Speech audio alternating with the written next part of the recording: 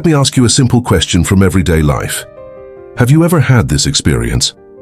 After a deeply moving church gathering or a powerful time of Bible reading, you feel completely renewed, like you could take on the whole world. But then, something strange happens.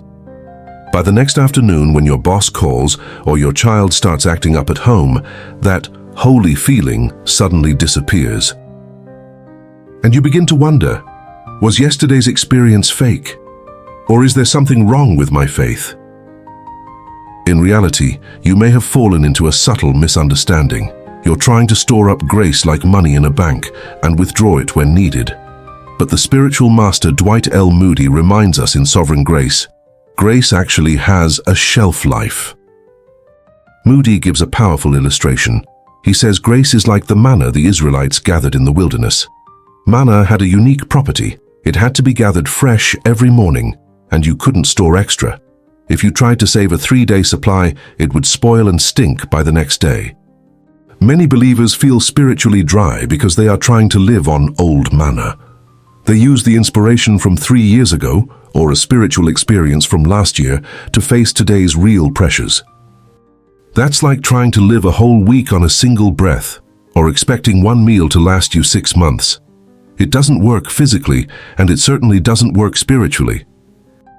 So how can you tell if you're living in an expired grace state? Here are 5 deep diagnostic tests to help you evaluate your current spiritual condition. Test number 1. Has your peace window become shorter? If your morning devotion only sustains you for 30 minutes, and once work begins, anxiety rushes back in, then your intake of grace is no longer keeping up with your daily consumption. Test number 2. Are you constantly living in the past? When facing difficulties, is your first instinct to ask, what is God doing now? Or do you keep replaying, what did God do for me 5 years ago? If you're surviving on memories, your present connection may be blocked. Test number 3. Has your prayer life become routine? Grace is alive and fresh. If your prayers haven't changed in years, like reciting an outdated instruction manual, it may mean you haven't received fresh present revelation in a long time. Test number 4. Have you lost patience with others' weaknesses? Moody points out that a person living in fresh grace has a tender heart. If you find yourself becoming more judgmental, thinking you're doing well while others are failing, it may be a sign that your grace has dried up, leaving behind rigid self-righteousness. Test number 5. Are you afraid of the unknown future? Grace is given for today. If you're constantly anxious about next month, next year, or even 10 years ahead, it may be because you're trying to use today's grace quota to carry tomorrow's burdens.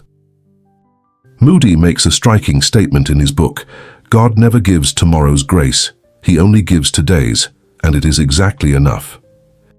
So how do we upgrade our spiritual life from spending stored reserves to connecting to a living spring?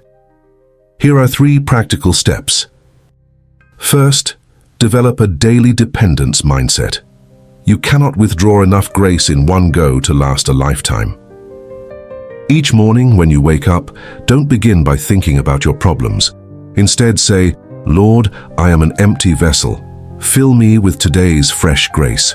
Don't worry about tomorrow. Just receive what you need for this moment, like the air you breathe. Second, practice micro prayers. Don't limit prayer to morning and evening. At every transition point, before entering a meeting, before helping your child with homework, take 10 seconds to pray.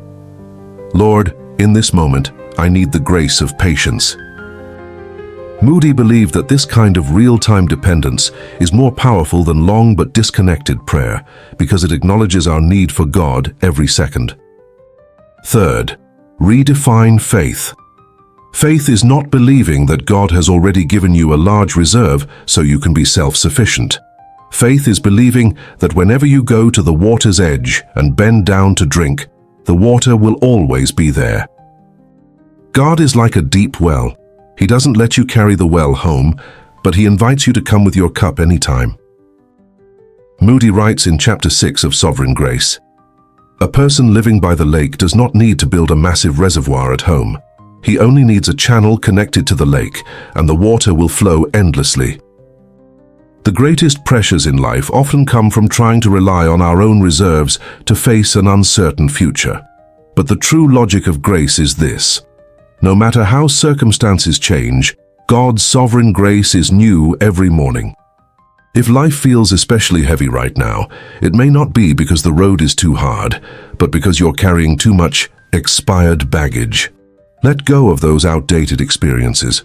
Come like a child before the Lord of grace and receive the fresh strength meant for this moment. If you'd like to go deeper into Moody's wisdom on living a life of grace, I highly recommend reading chapters 6 and 7 of Sovereign Grace.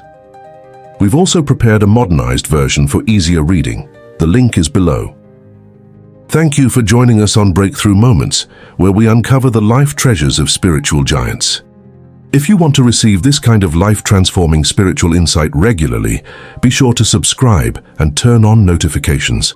Let's stop living on old manna and start living from a never-ending spring.